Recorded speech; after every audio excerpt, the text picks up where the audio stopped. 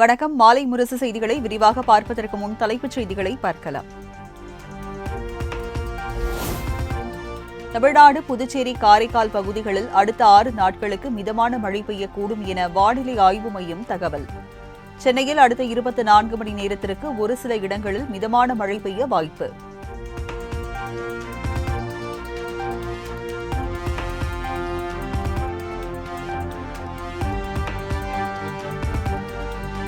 அரபிக்கடல் மற்றும் கர்நாடக கடலோர பகுதிகளுக்கு மீனவர்கள் அடுத்த 2 நாட்களுக்கு செல்ல வேண்டாம். சென்னை வானிலை ஆய்வு மையம் எச்சரிக்கை.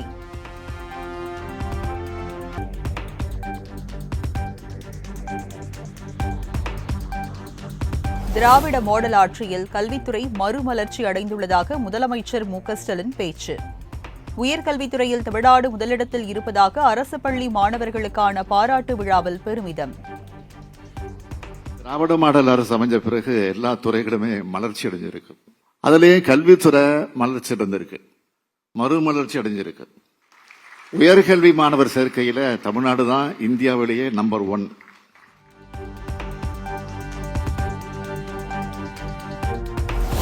வெளிநாடுகளில் உயர்கல்வி பயில செல்லும் அரசு பள்ளி மாணவர்களின் பயண செலவை அரசே ஏற்கும் என முதலமைச்சர் அறிவிப்பு. மாணவர்கள் படிப்பில் கவனம் செலுத்த வேண்டும் எனவும் வேண்டுகோள். முதன்மை உயர்வு கல்வி நிறுவனங்களுக்கு போற மாணவர்களுடைய கல்வி செலவையும் வெளிநாடுகளில் படிக்க செல்லும் மாணவருடைய முதல் பயண செலவையும் அரசே ஏற்றுக்கணும்னு மகிழ்ச்சியோடு தெரிவிச்சு.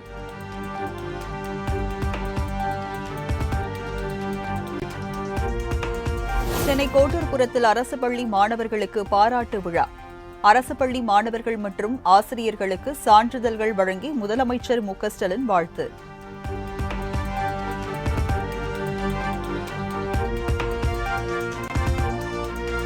மேட்டூர் அணையில் இருந்து திறக்கப்படும் நீரின் அளவு குறைந்தது. வினாடிக்கு 1,70,000 கன அடி திறக்கப்பட்டு வந்த நிலையில் 1,50,000 குறைவு.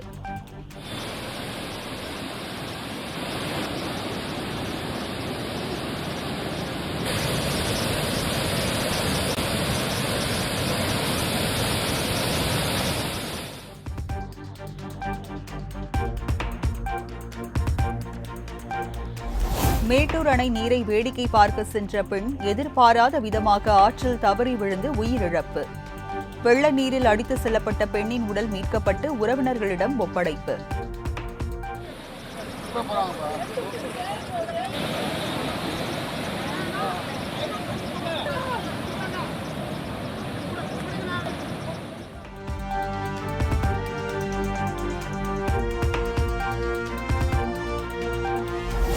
திருச்சி கொள்ளிடம் ஆற்றில் அடுத்தடுத்து 2 மின் கோபுரங்கள் இடிந்து நீரில் அடித்து செல்லப்பட்ட விவகாரம்.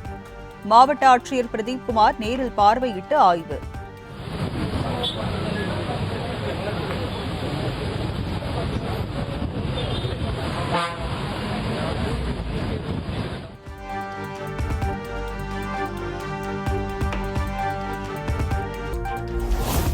ஆடிப்பெருக்கு தினத்தில் படித்துறை இல்லாத காவிரி கொள்ளிடம் கரையோரத்தில் நீராட தடை விதித்து திருச்சி ஆட்சியர் உத்தரவு.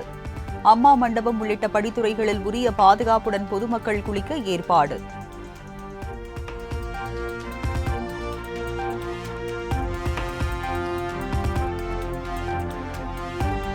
திருச்சி கொள்ளிடம் ஆற்றில் கரை புரண்டு ஓடும் வெள்ள நீர்.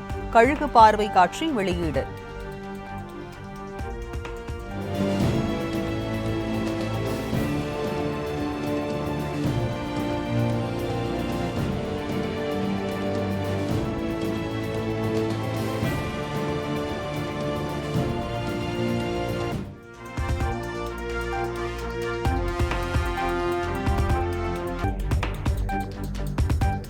டெல்டா மாவட்ட பாசனத்துக்காக கல்லணையில் இருந்து 37,000 கன அடி தண்ணீர் திறப்பு. சம்பா சாகுபடி பணிகளை முடிக்க தொடர்ந்து தண்ணீர் திறக்க வேண்டும் என விவசாயிகள் வலியுறுத்தல்.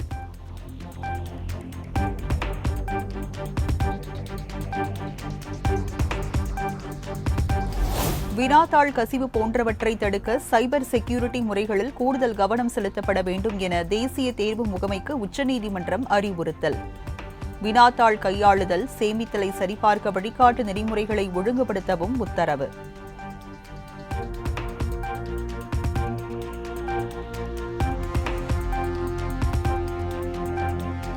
நீட் தேர்வை ரத்து செய்ய முடியாது என உச்சநீதிமன்றம் திட்டவட்டம். எதிர்காலங்களில் முறைகேடு இல்லாமல் தேர்வு நடத்த அமைத்த குழு அறிக்கையை செப்டம்பர் 30ஆம் தேதி தாக்கல் செய்ய உத்தரவு.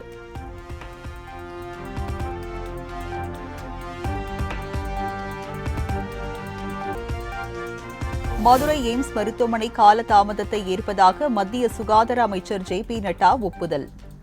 விரைவில் மதுரை எய்ம்ஸ் மருத்துவமனையை கட்டிடமாக பார்க்கலாம் என மக்களவையில் உறுதி.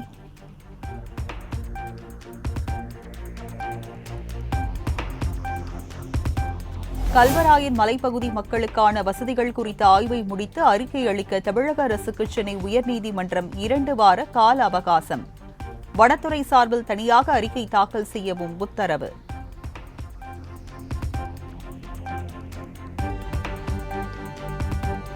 குட்கா முறைகேடு தொடர்பான வழக்கில் முன்னாள் அமைச்சர்கள் சி. விஜயபாஸ்கர், பி.வி. ரமணா நேரில் ஆஜராக உத்தரவு. முன்னாள் டிஜிபி டி.கே. ராஜேந்திரன், சென்னை காவல்துறை முன்னாள் ஆணையர் ஜார்ஜ் உள்ளிட்ட 27 பேர் ஆஜராக சென்னை சிறப்பு நீதிமன்றம் உத்தரவு.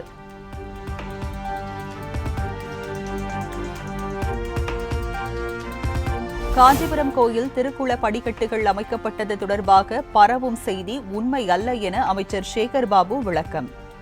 திமுக அரசு ஆன்மீகத்திற்கு எதிரானது போல் பொய் தகவல் பரப்புவோரின் முயற்சி ஒருபோதும் பலிக்காது எனவும் பேட்டி. இந்த ஆட்சி ஆன்மீகத்துக்கு எதிரான ஆட்சி என்று சித்தரிக்க முயன்றார்கள். அதில் எல்லளவும் அவர்கள் வெற்றி பெறவில்லை. இந்த ஆட்சி ஏற்பட்ட பிறகுதான் பக்தர்களுடைய நலன் கருதி பல்வேறு புதிய முன்னெடுப்புகள், முயற்சிகள் நடைபெற்றுக் கொண்டு வருகின்றன.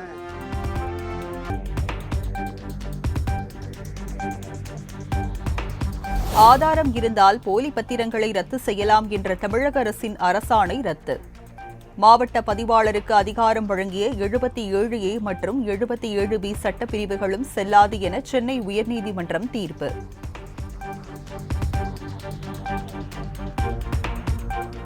அமலாக்கத்துறை வழக்கில் உயர்நீதிமன்றத்தில் மேல்முறையீடு செய்துள்ளதால் குற்றச்சாட்டு பதிவை தள்ளி வைக்க வேண்டும் என செந்தில் பாலாஜி தரப்பு கோரிக்கை. மேல்முறையீட்டு மனு எண்ணிடப்படாத நிலையில் குற்றச்சாட்டு பதிவை எப்படி தள்ளி வைக்க முடியும் என நீதிபதி அல்லி கேள்வி.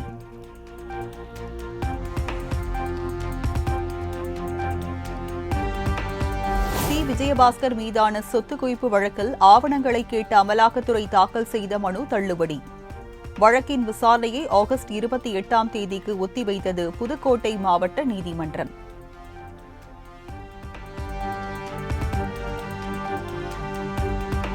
முருகனின் அறுபடை வீடுகளுக்கு சிறப்பு பேருந்து சேவை இயக்க அனுமதி கேட்டு தமிழக அரசுக்கு போக்குவரத்து கழகம் கடிதம்.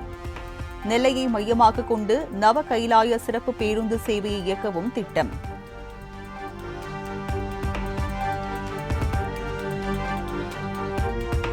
1,60,00,000 ரூபாயில் கட்டி முடிக்கப்பட்ட திருத்தணி சார் பதிவாளர் அலுவலகம் திறக்கப்படுமா? புதிய கட்டிடத்தை பயன்பாட்டுக்கு கொண்டுவர பொதுமக்கள் கோரிக்கை.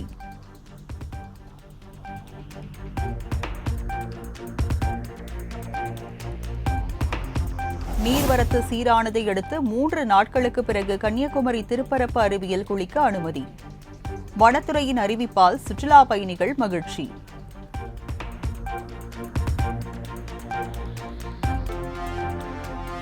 புதுச்சேரியில் 2024-25ஆம் ஆண்டுக்கான பட்ஜெட் தாக்கல். நிதித்துறை பொறுப்பு வசிக்கும் முதலமைச்சர் ரங்கசாமி 12,700 கோடி ரூபாய்க்கான பட்ஜெட்டை தாக்கல் செய்தார்.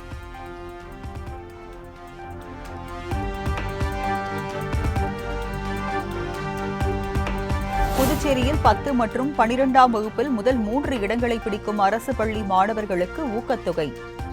பாடப்பிரிவு வாரியாக 100க்கு 100 மதிப்பெண் பெறும் மாணவர்களுக்கு 5,000 ரூபாய் வழங்கப்படும் என பட்ஜெட்டில் அறிவிப்பு.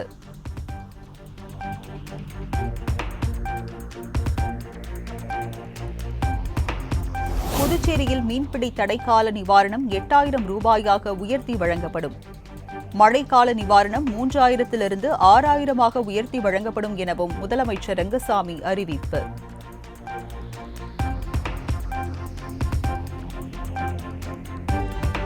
ராமேஸ்வரம் மீனவர்கள் காலவரையற்ற வேலைநிறுத்த போராட்டத்தில் ஈடுபட போவதாக அறிவிப்பு. இலங்கை கடற்படையினரால் சிறைப்பிடிக்கப்பட்ட மீனவர்கள் தமிழகம் திரும்பும் வரை போராட்டம் தொடரும் என திட்டவட்டம்.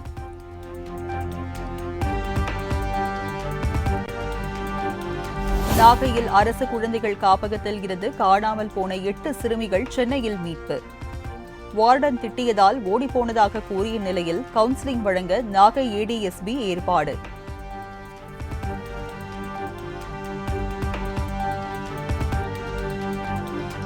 தஞ்சை மாவட்டம் வெட்டிக்காடு பகுதியில் கல்லணை கால்வாய் ஆற்றில் தண்ணீர் வரவில்லை என விவசாயிகள் புலம்பல். பொதுப்பணித்துறை அதிகாரிகளை கண்டித்து சாலை மறியல் போராட்டம்.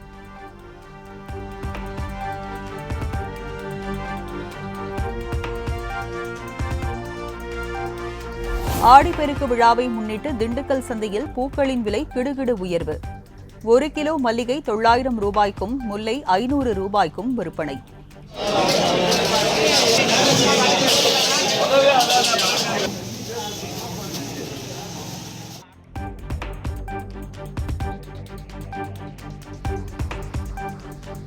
கவிஞர் வைரமுத்துவுக்கு முத்தமிழ் பேரறிஞர் பட்டம் வழங்குகிறது மதுரை தமிழ் இசை சங்கம். 50ஆம் ஆண்டு நிறைவு விழாவில் பேரறிஞர் பட்டத்துடன் 1 லட்சம் பொற்கிழி வழங்கப்படும் என அறிவிப்பு.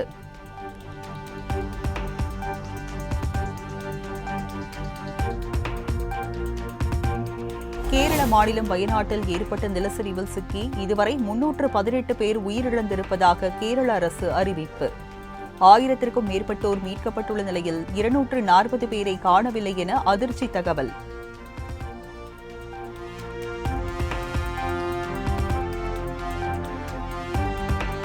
வயநாடு நிலச்சரிவில் சிக்கியிருந்த 4 பேரை 4 நாட்களுக்கு பின் உயிருடன் மீட்டது இந்திய ராணுவம்.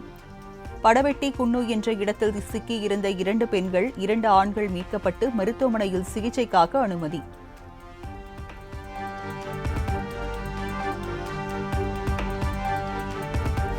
வயநாடு நிலச்சரிவில் சிக்கி காணாமல் போனவர்களை தேடும் பணி தீவிரம்.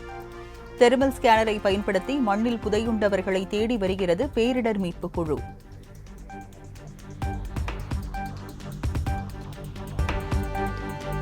செலவின குறைப்பு நடவடிக்கையாக உலக அளவில் 15,000 ஊழியர்களை பணிநீக்கம் செய்வதாக இன்டெல் நிறுவனம் அறிவிப்பு. நிறுவன வரலாற்றில் இது ஒரு கடினமான நாள் என தலைமை நிர்வாக அதிகாரி பேட் ஜெல்சிங்கர் வருத்தம்.